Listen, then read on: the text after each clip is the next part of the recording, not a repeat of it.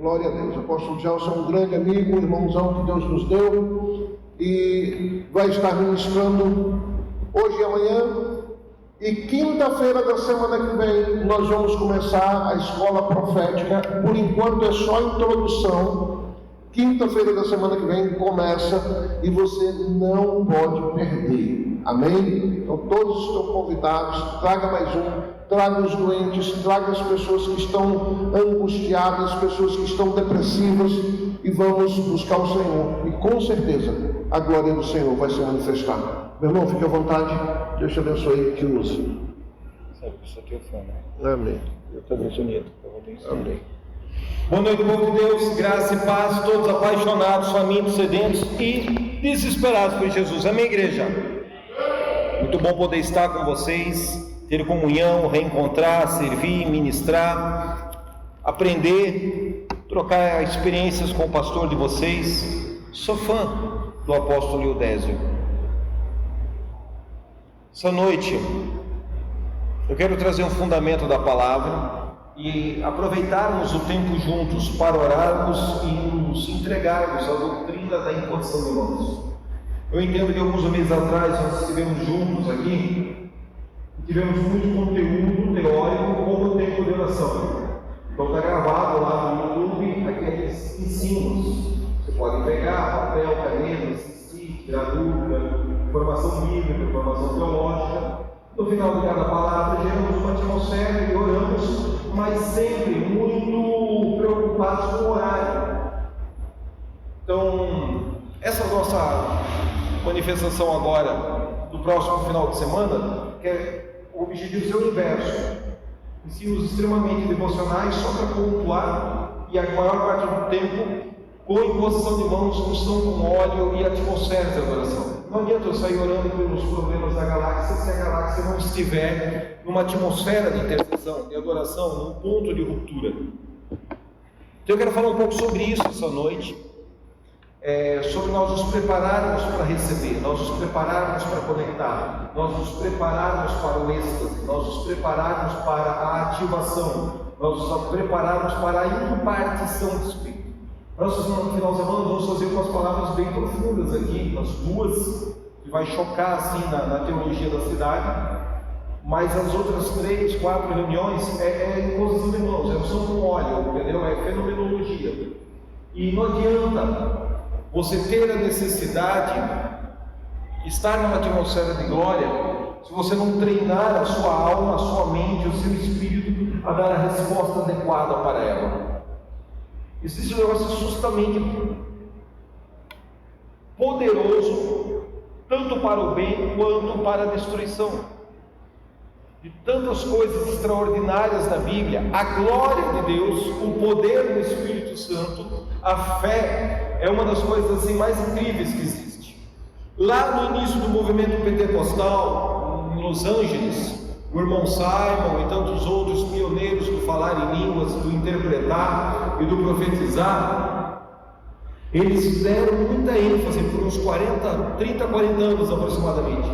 Eles deram muita ênfase a uma palavra chamada de poder. Diga para quem está do seu lado: e recebereis poder ao descer sobre vós o Espírito Santo, e sereis minhas testemunhas, tanto em Jerusalém quanto da Samaria, Judéia e confins da terra.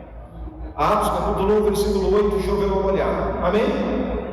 Diga, poder. Cada avivamento, cada onda, cada portal em que Deus revela, salta, explode no Espírito, códigos bíblicos que estão ali esquecidos ou negligenciados ao longo da história da igreja, ele tem uma força de 25 a 35 anos. Cada movimento vindo do céu, genuinamente do Espírito Santo.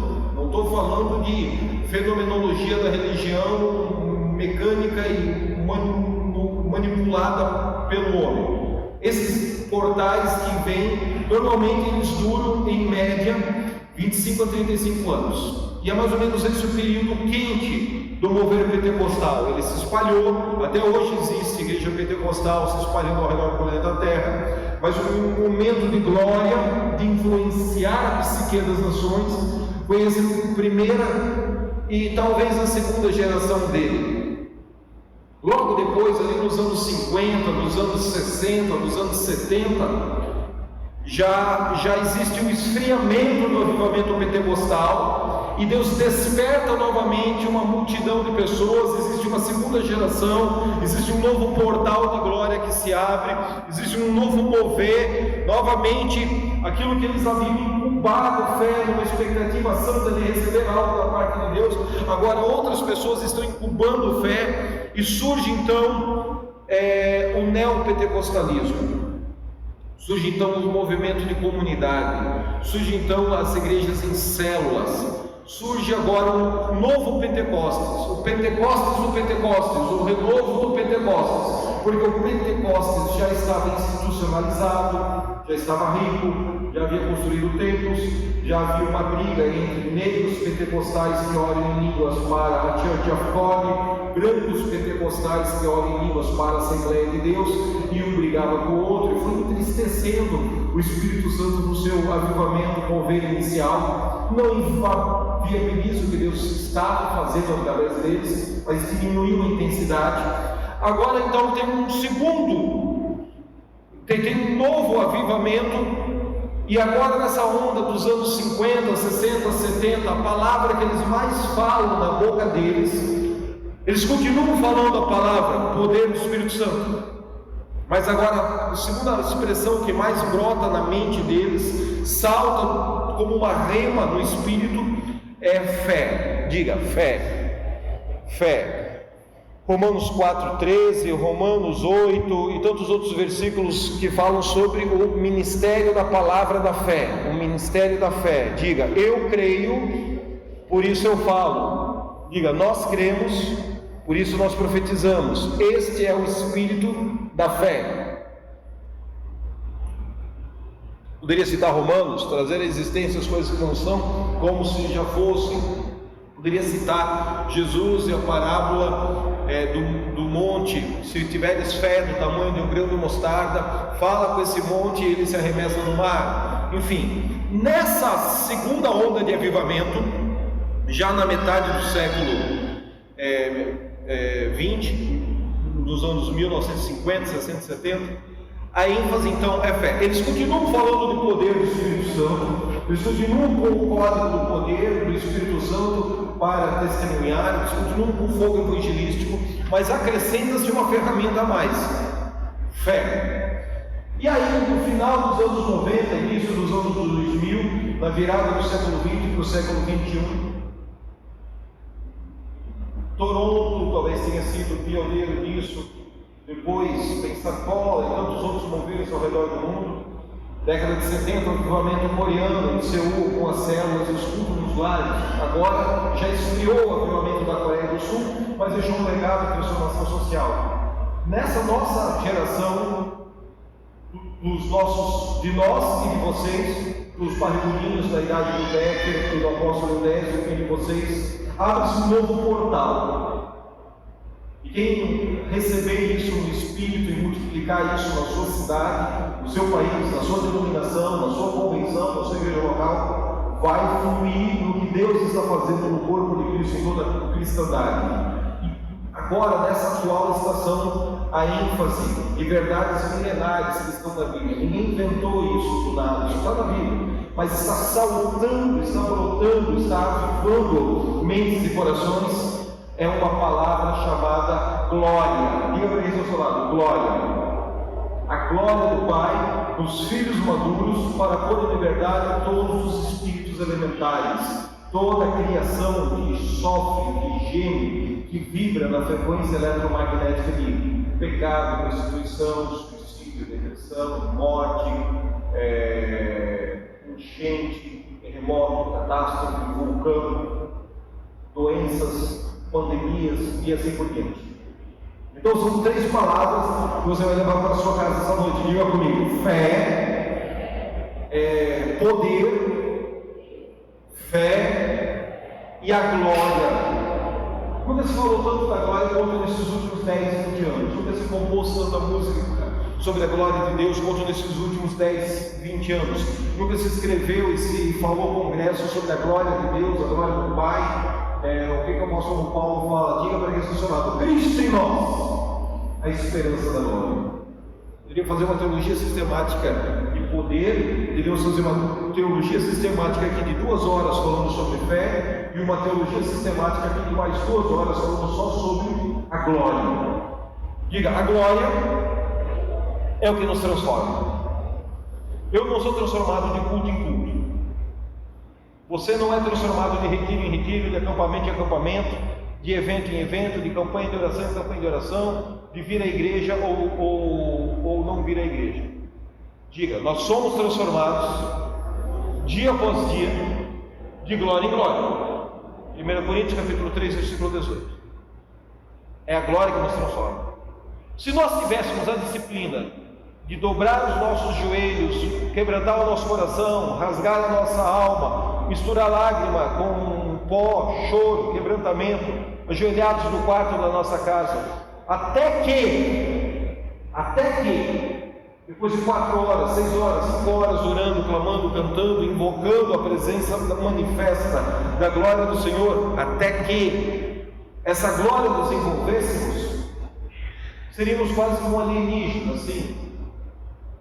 Ninguém começa com essa maturidade espiritual. Diga: eu termino com essa maturidade espiritual. Esse é o meu objetivo, esse é o meu alvo, esse é o meu foco. Terminar com essa disciplina, com essa força interior, com essa maturidade. Vamos transmitir um vídeo ao vivo aqui no YouTube. Se vocês vierem comigo, vai ser bênção, porque nós vamos unir o nosso espírito e as nossas forças emocionais, espirituais, psicológicas, para juntos liberarmos, ativarmos, manifestarmos uma atmosfera, uma egrégora de glória. Se vocês não vierem, eu, com a força dos meus rins, vou ficar 7 horas aqui, olhando em língua sozinho, na câmera do YouTube, transmitido ao vivo, para quem estiver precisando receber ao redor do mundo. Diga: isso é o resultado secundário. Ninguém começa com essa disciplina, ninguém começa com essa força. Então não se frustre se você vem na igreja e a sua mente fica vagando pelo cosmos. Vamos orar um dia sobre uma coronária, trazendo ela ao trono da glória de Jesus. Mas você vai praticar esse exercício, ou vai aprender a controlar a sua mente. Mas qual é o objetivo? Diga: treinar a presença de Deus, praticar a consciência da presença de Deus, receber e liberar a glória de Deus. Essa frase que nós vamos repetir agora funciona tanto para o poder do Espírito Santo, quanto para a fé sobrenatural, a fé extraordinária, quanto para a glória de Cristo Jesus, a glória do Pai através dos filhos maduros. Diga comigo: Deus, vem sobre mim com o teu poder, com a fé sobrenatural, com a manifestação da tua glória. Vem sobre quem eu sou, vem sobre mim, vem em mim, através de mim e apesar de mim. Diga: apesar de mim, poder. Diga: apesar de mim, fé sobrenatural. Diga: apesar de mim, a glória do Pai, para me transformar dia após dia de glória em glória, até que eu amadureça. Apesar de mim, sobre mim, dentro de mim e através de mim, para pôr em liberdade toda a criação que geme com dor e parto ao meu redor. 4 perspectivas que você deve invocar, deve cultivar, deve liberar, manifestar, expandir o poder do Espírito Santo. Novamente, diga comigo: em mim, sobre mim, através de mim, apesar dos pecados que eu pratiquei no verão passado, ou hoje à tarde, hoje de manhã, não importa. Diga: fé sobrenatural em mim, sobre mim, através de mim, apesar de quem eu sou, do que eu faço, quando ninguém está olhando. Diga: a glória de Deus em mim, sobre mim, através de mim, apesar de mim. Isso é uma dinâmica, isso é uma consciência, né? Por quê? Porque o poder de Deus continua a se aperfeiçoar nas nossas fraquezas. Se Deus estivesse procurando os monstrinhos perfeitos para encher de glória, Deus estivesse procurando o jovem aqui que não vê vídeo manipulação de energia sexual na internet, que não fofoca, que não briga, que não mente, que não cola na prova do Enem. Se para receber o poder, a fé ou a glória de Deus tivesse que vencer os monstrinhos da perfeição, ele não estaria no planeta Terra, estaria lá em Vênus, Marte, na Lua, o raio que o parta. Ou tu acha que Jesus não sabe? A alma cebosa que eu era quando ele me chamou para o ministério. Você acha que Jesus não conhecia os meus defeitos? Não conhecia os meus medos, as minhas dúvidas? Acha mesmo que Jesus não sabe, a tranqueira embustida, camuflada, que você é aí sentadinho no banco, cantando, adorando, batendo palma para Jesus. Jesus conhece os nossos defeitos. Ele consegue nos enxergar através de um óculos, de uma cortina chamada sangue do Cordeiro derramado naquele sol. E como ele consegue nos amar com amor que nos constrange ao arrependimento, que nós não vamos entender na mente, o amor que nós não merecemos, ele consegue nos perdoar. Ele consegue sentir misericórdia das nossas manipulações, misérias, lixos, seja pecados capitais ou pecados moralmente toleráveis, vamos dizer assim. Ele consegue ver o teu potencial, ainda que você não consiga ver. Ainda que o teu pai não tenha afirmado que você vai vencer, Jesus consegue olhar para você e dizer: vem filho, vem filha, junta o teu espírito com o meu, vou te fazer mais vencedor pela fé do que eu já realizei na cruz do Calvário. Tetelestai está consumado. Ele consegue fazer o que a tua mãe fracassou, dizendo: você é burra, você não entende matemática, você é feia, você é gorda, você não vai casar, você não vai arranjar um marido, você não vai arranjar uma esposa, você é preguiçoso. Apesar dos erros, sejam dos pais biológicos, dos tribos, dos corintianos, dos flamenguistas, dos militantes de esquerda, do vizinho que perturba a tua paz lá no bairro que você mora, não importa o lixo e as circunstâncias do exterior. Existe um poder que em nós opera, e esse poder foi nos dado para ser ativado no reino de fé no altar da igreja santa. E esse poder faz caminhos de eletricidade serem acordados no teu cérebro.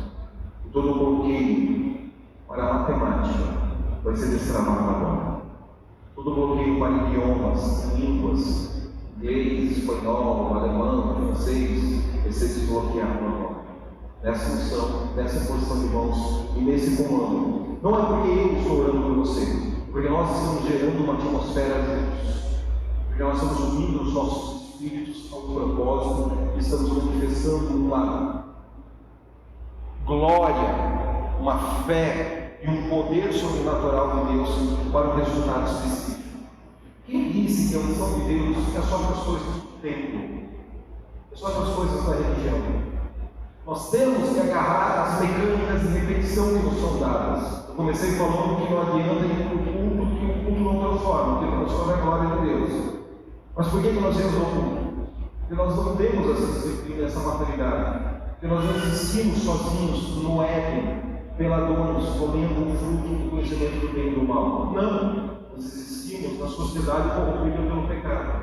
Nós estamos como forasteiros numa pátria celestial, no meio do sistema babilônico, na universidade, na escola, no hospital, no presídio, na delegacia, nos bancos, na financeira, no consórcio, na farmácia, na creche e na religião também, em todos os níveis de relacionamento, em todas as tribos e fluxos de energia de uma cidade urbana ou de uma comunidade rural. Nós estamos inseridos ali, somos a contracultura desse século, somos a contracultura dessa era, e juntos nós podemos manifestar o poder dos céus, a assistência dos anjos e reverter todo e qualquer quadro de medo, dúvida, limitação, bloqueio. Seja isso para orar e adorar 7 horas ininterruptas, ou seja para resolver uma equação matemática, seja para aprender o idioma, seja para aprender história, tirar uma nota melhor em geografia, ou conseguir exorcizar aquelas fórmulas da química e decorar a miserável tabela periódica. Satanás, a tabela periódica debaixo do meu pé, em nome de Jesus. Você vai vencer, você vai romper.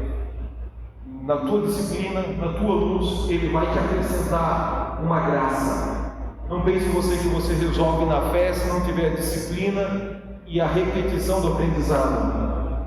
Mas por que congregar? Por que não viver em espiritualidade isolada, sozinha, alienígena, e orar pelado no box do chuveiro da minha casa? Porque as mecânicas de repetição são fundamentais para treinar o nosso espírito, treinar a nossa alma, fortalecer o nosso espírito interior, até que possamos chegar 10, 15, 20, 30 anos de relacionamento com o Espírito Santo de Deus. E aí, sozinho, conseguir orar, adorar, ler a Bíblia, receber uma revelação da palavra. E uma vez que você alcança essa maturidade, filho maduro, qual é o comissionamento que o Pai deu para cada um de nós? É o comissionamento que Jesus, o nosso irmão mais velho, deu no final do Evangelho. Viva a tua espiritualidade sozinho para você mesmo e seja egoísta? Não. Se alcançar essa maturidade, ele tem uma responsabilidade. E pregue o Evangelho. Ensine-os a guardar todas as coisas que eu vos tenho ensinado. Seja um agente multiplicador dos rudimentos fundamentais, elementares, primários da fé cristã. Essa noite eu quero aplicar a unção de Deus no mundo dos negócios. Em algum momento nós vamos falar sobre 7 montanhas, 7 áreas de influência da psique da cidade, onde Deus está colocando verdadeiros jovens, homens, mulheres do reino, com as ferramentas proféticas e apostólicas, não mais para guerrear somente no altar da igreja, também no altar da igreja, mas para remir o corredor de energia, a montanha de influência das finanças, da economia, das linhas de crédito, das linhas de financiamento. Eu sou um vendedor de consórcio. Então, seja um vendedor de consórcio embaixador do reino de Deus. Você não tem a obrigação de ser o melhor, mas você tem o potencial de ser o mais bem sucedido. Não é um peso de obrigação, mas é um potencial de fé que pode ser manifesto. Aprender isso, entender isso numa escola de profetas, muda a tua sorte. Montanha da educação, montanha da saúde, montanha da política, montanha do judiciário, montanha das artes, da dança, da música, da coreografia, da inteligência artística. Você já viu muitos artistas esotéricos, feiticeiros, muitos músicos, cantores das trevas, tomam o portal das artes e formam opinião e transferem um espírito contaminado para uma multidão que absorve como uma esponja aquela iniquidade? Porque não um artista do céu, do reino de Deus, demarcando a cidade com monumentos, com esculturas que foram inspiradas pelo Espírito Santo de Deus e não desenhadas numa loja maçônica ou numa reunião de culto de matriz africana. Nada contra esses artistas, mas se existem os artistas bem-sucedidos, com pacto com os orixás, por que não trazermos a existência dos artistas bem-sucedidos com pacto com Jesus de Nazaré, Yeshua HaMashiach, honrando e celebrando o poder sobrenatural que receberam no altar da igreja? Eu não vou ler tudo, vou citar, mas eu gostaria que o pessoal do telão não fosse colocando na tela para mim Isaías capítulo 11. Creio que Isaías capítulo 11 é poderoso. Versículo 1, a ênfase está no versículo 2. Mas eu vou citar para vocês então Êxodo 25. Eles vão jogar na tela aí, Isaías capítulo 11, versículo 1 e 2, tá? E eu estou citando para você Êxodo 25. Êxodo 25, 26, 27, depois lá no capítulo 30 de Êxodo, são capítulos que falam sobre o povo que está andando no deserto e recebe um arrepio na coluna, recebe um raio, recebe uma descarga elétrica, recebe um xaramalai, recebe um split. E agora eles não haviam estudado, eles não haviam ido para a faculdade, eles não haviam sido doutorandos em engenharia, nem de matemática, nem de química, mas pelo Espírito de Deus, eles conseguem fazer cálculos para construir um tabernáculo no meio do deserto. Pelo Espírito de Deus, eles conseguem tecer tecidos preciosos. Pelo Espírito de Deus, eles conseguem agora fundir o cobre, fundir o ouro, fundir o ferro, e fazer todos os utensílios do deserto. Diz o texto bíblico que o Espírito de Deus veio sobre algumas famílias, e pelo Espírito eles recebem informações cognitivas, técnicas, informação científica do céu sendo ativada, impartida e transferida entre eles na terra dos viventes, no deserto, na peregrinação. Quem gostaria de ter uma experiência dessa esta noite, no altar da igreja, na véspera do exame do Enem? Quantos precisam ter uma experiência dessa? Receber o poder para abrir, expandir, acelerar, irrigar com a eletricidade dos céus, caminhos de sinapses, caminhos de insights, caminhos de status de rapport, para você vencer na matemática, na língua portuguesa, na redação, no inglês, na química, na física, na biologia e em tantos outros setores das ciências cartesianas que nos são apresentados no currículo escolar. Há alguém que se identifica com esse fenômeno que aconteceu com o povo de Deus no deserto? Sim ou não? Sim ou não? Sim ou não? Não precisa disso, não precisa dessa oração, não precisa desse fenômeno, ou é uma fábula que está escrito em Êxodo? Você que dá a tua resposta. Uma coisa é você ter uma necessidade, outra coisa é Deus estar disposto, inclinado. Uma terceira coisa é você vir cultivando uma egrégora. Você sair de casa cultivando uma expectativa. Você sair de casa falando para você mesmo. Já aconteceu contigo? Está numa reunião de milagre, uma reunião de cura, uma reunião da glória de Deus se manifesta, e o teu espírito não recebeu o toque da glória de Deus? Já aconteceu que você ia ser uma vigília de oração, aquele amigo de quarto, aquele companheiro, aquele vizinho, miserável, pecador, jogador de videogame, só fica vendo revista de mulher pelada. Ele chorou, Deus tocou nele, pegou nele, estribuchou no chão, gritou, e eu, luterano, teologia de reforma, li o catecismo de Martinho Lutero umas 3 vezes, estou aqui querendo receber uma língua estranha, uma bola de fogo, um xaramanaia, um ciricutico, e já estou com sono, a vigília está continuando, e eu estou num ambiente de oração, mas a minha mente, o meu espírito está bloqueado para aquela atmosfera de atividade angelical. Já se sentiu assim como na sua vida, sim ou não? Uma série de respostas, é uma outra noite, uma outra pregação, uma outra administração. Mas em resumo, pode ser o pecado? Pode ser o pecado. Pode ser o culto racional e o culto e a leitura do mundo grego em detrimento de uma leitura de mundo judaico cristãoísta, com certeza. Pode ser uma influência demoníaca na glândula coronária, na glândula pineal, e um peso de opressão espiritual sobre o pescoço.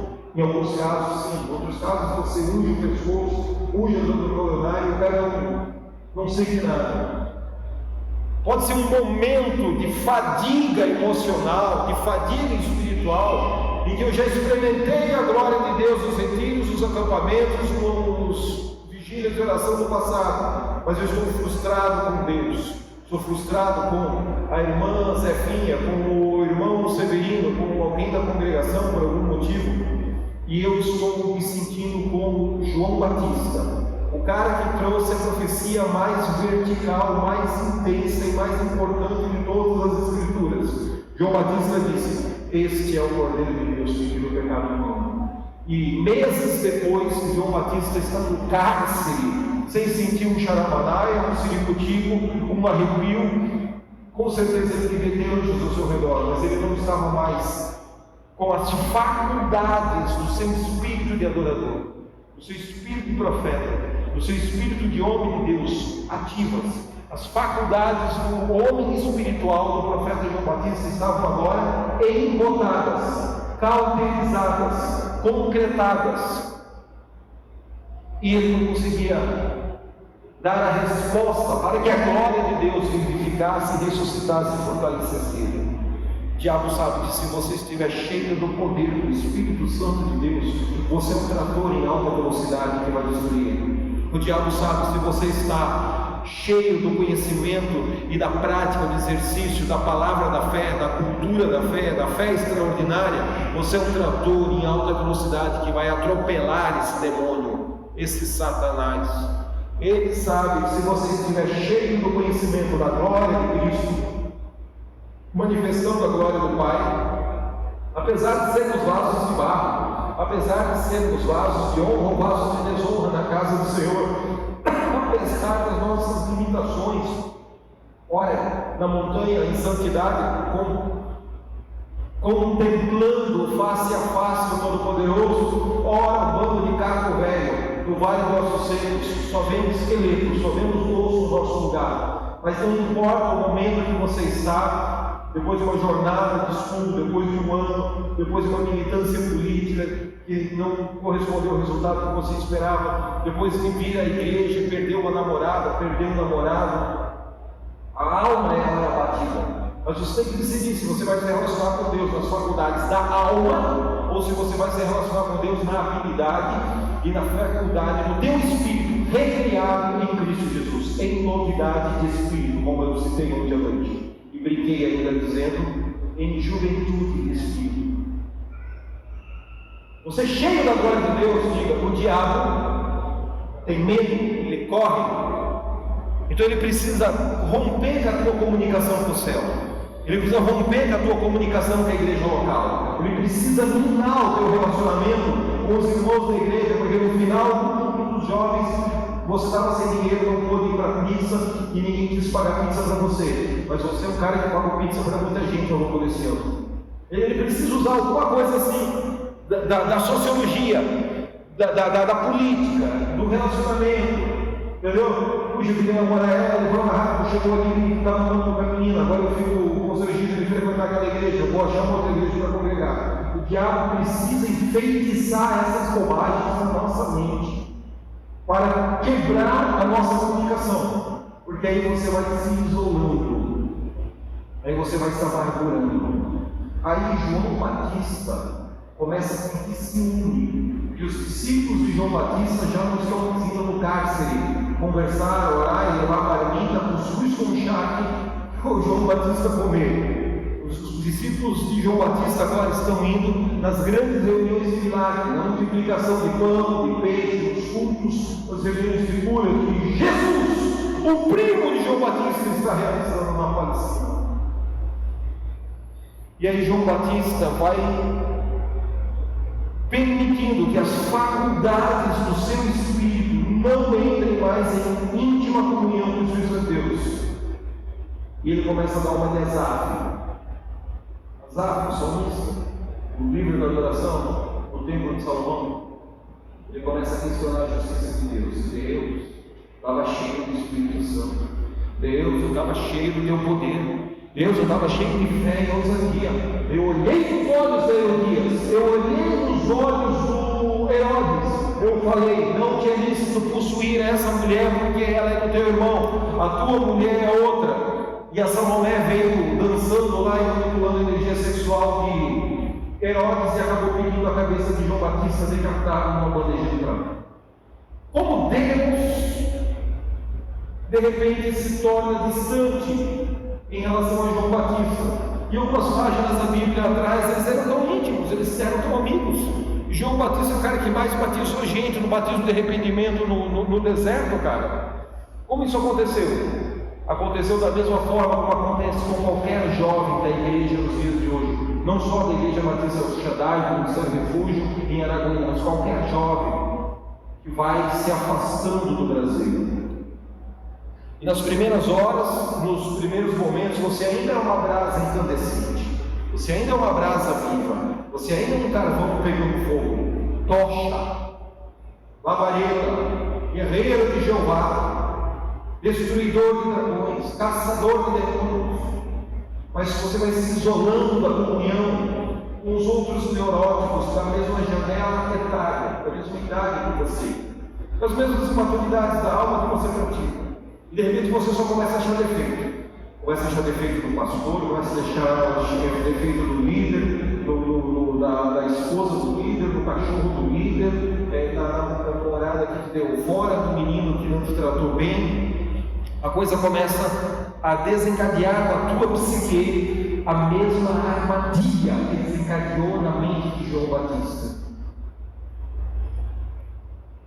E aí, quando nós nos encontramos assim, fica fácil para o diabo decapitar a nossa cabeça e nos apresentar com a cabeça de prata, uma bandeja de prata, com a cabeça decapitada. Quantos líderes de jovens em Araguaína estão nas drogas hoje? Quantos líderes de jovens estão no prostíbulo hoje? Quantos líderes de jovens estão hoje ganhando muito dinheiro? Acordam de manhã milionários, vão dormir à noite mais ricos, mas vivem pensando em se suicidar semanalmente. Quantos têm de tudo, mas ao mesmo tempo não possuem nada, e já estiveram na igreja em comunhão conosco, em comunhão com a palavra de Deus, em comunhão com o próprio Deus pelo ministério do Espírito Santo? É um caminho, é um abismo que chama outro abismo.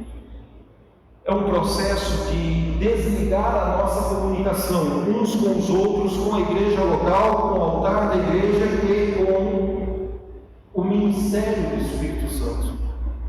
E o final disso sempre é morte, sempre é derrota. Cara, eu não sou um ser legalista, eu entendo, o pastor queria estar lá, queria ter recebido oração, não pude ir, não pude receber oração porque eu estava estudando o texto dele. Amém, glória a Deus, sem culpa. Não vou profetizar maribondos, a terra não vai se abrir e o avião da TAM não vai cair em cima da tua sala de aula. Fica tranquilo, relaxa, esquece essas coisas malucas. Mas eu também entendo que às vezes é necessário priorizar o reino de Deus e a sua justiça, crendo pela fé que as outras coisas nos serão acrescentadas.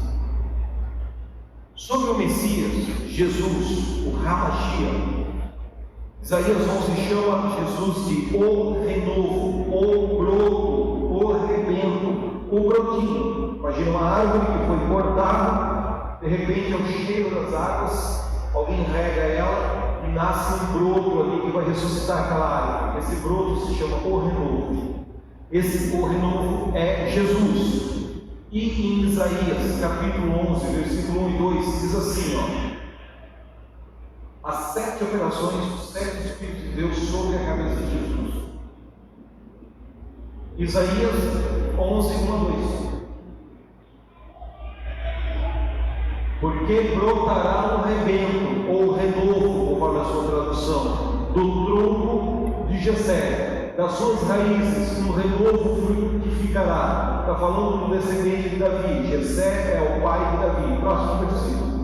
O Messias, o Hamashia, Jesus de Nazaré, sobre ele repousará o Espírito do Senhor. Faça assim o seu dedo e diga: o Espírito do Senhor, o Espírito de sabedoria, o Espírito de conhecimento, de inteligência, o Espírito de conselho, o Espírito de fortaleza, o Espírito de conhecimento e o Espírito de temor do Senhor. Diga: 7 operações, 7 manifestações da plenitude da pessoa do Espírito Santo de Deus sobre mim e sobre você. Porque se nós somos pequenos cristos, se nós somos a extensão e a continuidade do ministério de Jesus, se nós somos a resposta de Jesus para essa sociedade, Jesus falou: permanecei, pois, em Jerusalém, até que do alto vocês sejam revestidos de poder. Vocês vão receber, eu vou para junto do meu Pai, mas eu vou pedir que Ele envie o Espírito Consolador, o Espírito Santo, o Paracletos. Qual é o Espírito que Jesus envia sobre mim e sobre você hoje? Diga para quem está ao seu lado: é o mesmo Espírito que Ele recebeu nas águas do Jordão.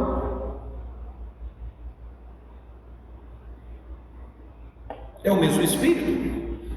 Só que Apocalipse, vamos ler esse último versículo e começar a orar. A equipe louvor pode começar a tanger seus instrumentos. Apocalipse capítulo 5. Joga aí o versículo 1 em diante. Na verdade eu quero o 5, 6 e 7, mas vamos começar no versículo 1 de Apocalipse.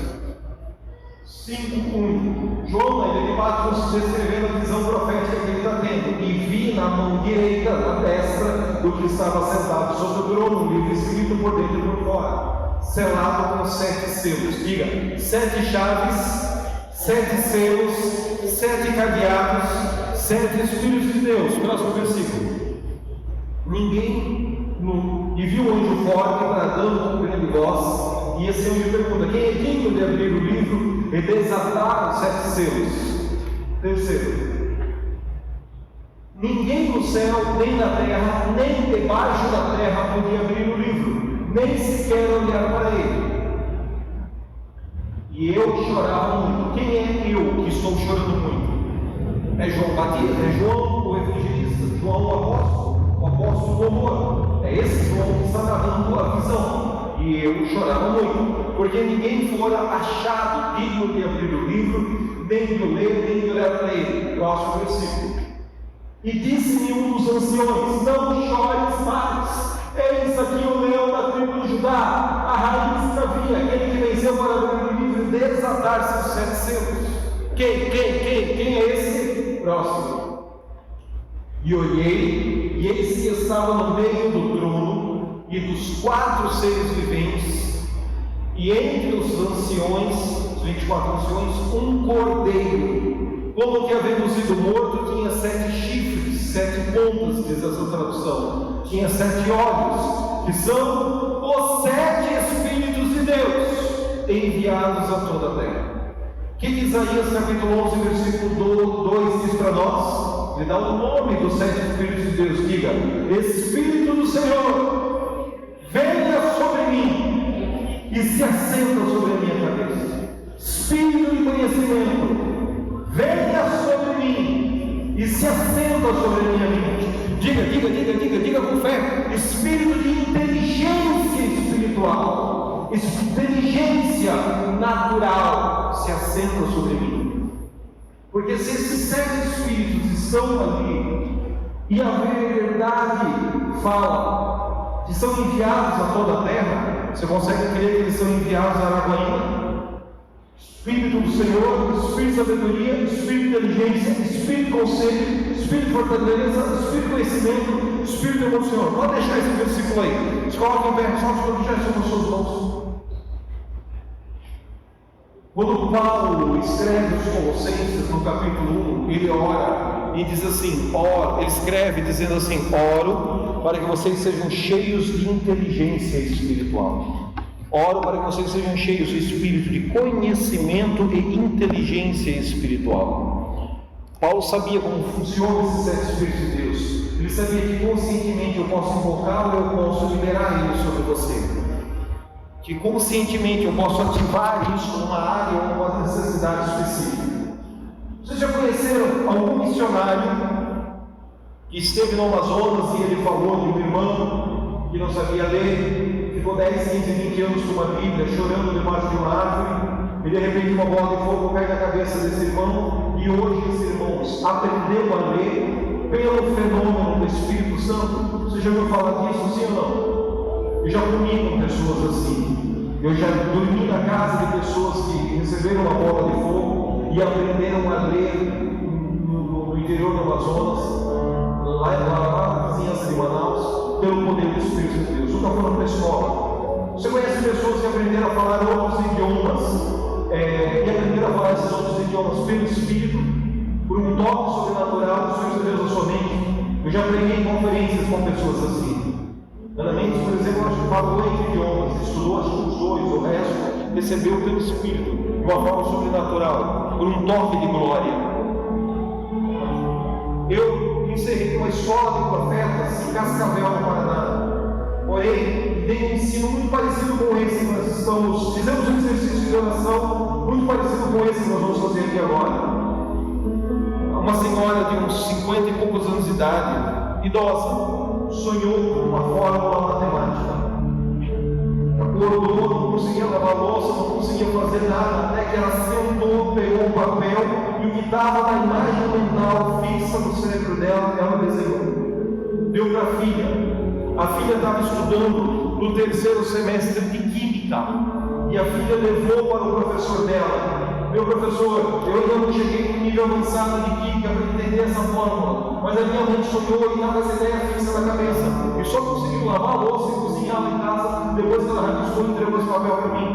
O professor começou a sorrir e disse: olha, eu vou fazer um estudo mais detalhado, mas rapidamente o que eu posso te dizer é que a sua mãe recebeu nesse sonho, nessa oração maluca dela, uma fórmula química de um shampoo. A impressão que eu tenho que isso é um shampoo.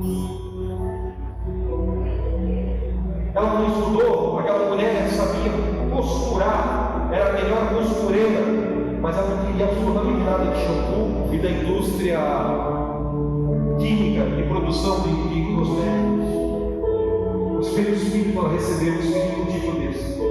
Quantos querem abrir o seu Espírito para esse nível de intimidade e comunhão com o sobrenatural de Deus?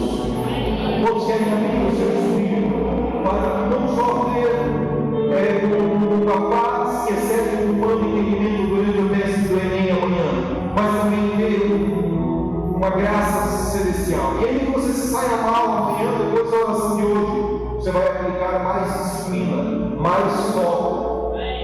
O estudo que era uma obrigação, o fardo, o peso vai se tornar custoso, vai se tornar leve. O demônio do videogame vai perder influência e tentáculo sobre a sua mente. Você até vai jogar de vez em quando para dar uma desbaratinada, mas você vai ter uma atividade, a disciplina de dedicar ao videogame o tempo que é digno do videogame, dedicar ao YouTube, ao Netflix e às novelas coreanas do esqueci o nome, o tempo que é digno e correspondente a elas, mas não vai sacrificar a sua vida profissional, a sua vida acadêmica, o seu desempenho. E às vezes é só um demônio que tem que sair da mente desse jovem. Às vezes é só uma manipulação de energia sexual, que fez com que o fragmento da alma e o corpo espiritual desse jovem, desse adolescente, ficasse dentro de um servidor de pornografia. Ele até quer trabalhar, ele até quer produzir, ele quer dar foco aqui em estudar, em fazer os exercícios, mas quando ele está fazendo, a mente dele fica voando e flutuando pelo cosmos. Como eu quero isso na minha vida, pastor? Você começa a quebrar isso na sua vida. 10, 15, 30, 40 minutos de oração com seus irmãos, dando um foco de intercessão. Se você conseguir dar um foco de 15, 30, 40 minutos na oração, na adoração, na linha estranha, seja sozinho em casa, ou seja coletivamente no altar da igreja, você vai dar um foco. Você vai conscientemente dar um hiperfoco de estudo. Se você vai escrever um livro, você está estudando um pregador que tem diagnóstico de TDAH. Você está estudando um pregador que tem diagnóstico de toque. Você está estudando um pregador que tem uma família pobre que tinha 2 quartos e um banheiro não revocado para morar. Até os 12, 13 anos de idade. De repente esse cara foi levado por Deus e 36 países ao redor do mundo. Fala inglês fluente. Mas já preguei em auditórios de 8, 9 mil pessoas nos Estados Unidos. Comunidade hispana. Mas já preguei. Isso não faz ninguém melhor do que você. Só quero compartilhar com você algo que de Deus eu recebi. E a minha oração é que você seja cheio do Espírito do Senhor. Cheio, diga comigo, Espírito do Senhor. Se assenta sobre a minha cabeça. Espírito de sabedoria. Transborda o cálice. Diga, eu chamo, eu invoco, eu me rendo ao Espírito de inteligência. Paira, se apodera, Espírito de conselho. Seja violento, seja intenso, seja forte em cada passo, em cada decisão do meu dia. Espírito de fortaleza.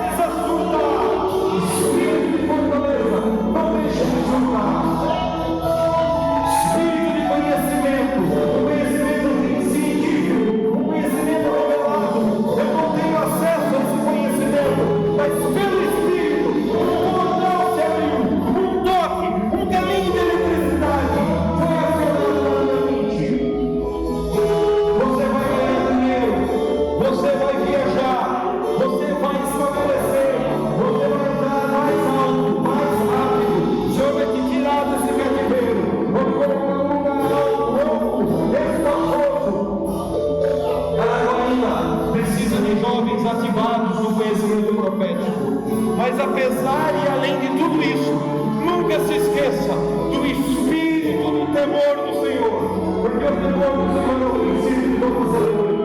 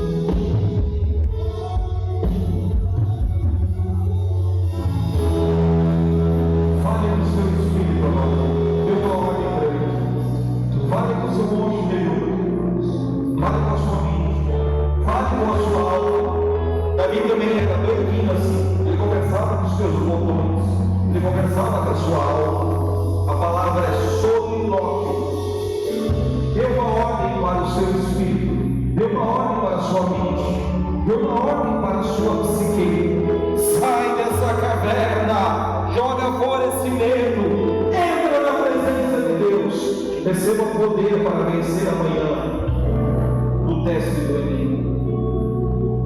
Não importa o que você está sentindo, não importa o que os outros falaram, só importa o que você crê.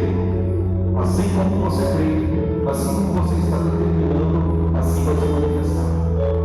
E se está errado, jejue, ore, adore 40 minutos, 1 hora, 2 horas, aumente o teu foco na presença de Deus, aumente o teu frontal na oração, da presença do Espírito Santo, e as outras coisas vão se manifestar. Concentre a eletricidade na oração da intercessão do nível frontal, e você vai ver a base do cerebelo, lembrando coisas que você leu e estavam esquecidas na sua memória. Palavra de Deus, as traduções mais antigas, diz que o Espírito que o arquétipo de sabedoria, o Espírito de sabedoria se assentou sobre a cabeça do rei Salomão. Bom, o rei Salomão só tinha o Espírito de sabedoria. Nós, através da fé em Jesus, temos acesso à plenitude do Espírito Santo, a 100% do Espírito Santo de Deus. Esses 7 adjetivos, essas 7 manifestações, esses 7 elementos, é uma figura alegórica, uma figura de linguagem da plenitude do poder, da fé e da glória que está disponível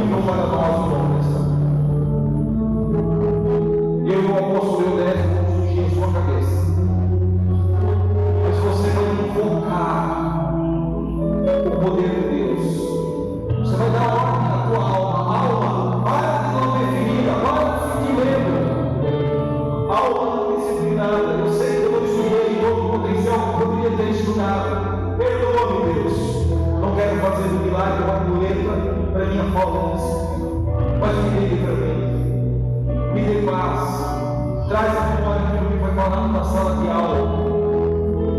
Eu creio em Deus que faz até na hora de chutar a resposta da alternativa que você não estudou. Ele pode inspirar você cognitivamente a chutar e você acertar. Um sussurro, uma intuição na sua mente. Não se frustre se o resultado não for positivo. Não entre na caverna feita de João Batista, questionando a justiça de Deus e sentindo ciúme do ministério de Jesus. De modo simplesmente diga: vou estudar mais, vou acordar mais cedo, vou diminuir a carga de televisão, de YouTube e de videogame. Continue jogando videogame, mas só administre melhor o seu tempo. E não esqueça de botar o Espírito Santo de Deus, Jesus, a rotina da igreja local, em primeiro lugar da sua vida. Porque as outras coisas vão ser acrescentadas. Vão ser acrescentadas. Vão ser acrescentadas. Pai, ora agora pelos adultos, pelos pais desses adolescentes e jovens, que o contrato venha, que o e-mail se efetive, que o documento seja assinado, que haja clientes para comprar, que haja mercadoria para vender, que haja fornecedores.